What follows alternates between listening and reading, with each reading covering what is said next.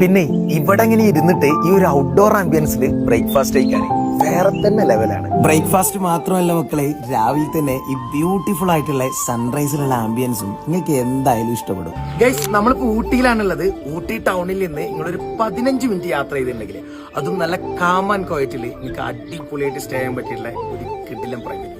നിങ്ങൾ ഫാമിലി ആയിട്ടോ ഇനി അതല്ല ഫ്രണ്ട്സ് ഒക്കെ ആയിട്ട് വരികയാണെന്നുണ്ടെങ്കിൽ ഇൻഡോർ ഗെയിംസും ക്യാമ്പ് ഫയറും ഇനി അതല്ല ബാർബിക്യൂ ഫെസിലിറ്റീസും ഒക്കെ നിങ്ങൾക്ക് ഇവിടെ ഉണ്ട്. ഇനി റൂംസ് നോക്കുകയാണെങ്കിൽ വളരെ നീറ്റ് ആൻഡ് ക്ലീൻ ആയിട്ടുള്ള അല്ലെങ്കിൽ ഒരു പ്രീമിയം സെറ്റപ്പിൽ അല്ലെങ്കിൽ നല്ല കിഡിലം വ്യൂ ഉള്ള 4 റൂംസും ഇനി അതല്ല 12 പേർക്ക് ബെഡ് സ്പേസ് ഉള്ള ഒരു കിഡിലൻ ഡോർമെട്രിയും ഈ മിസ്റ്റി പ്രസ്റ്റീജിനിൽ നിങ്ങൾക്ക് വേണ്ടിയിട്ട് സെറ്റ് ചെയ്ത് വെച്ചിട്ടുണ്ട്.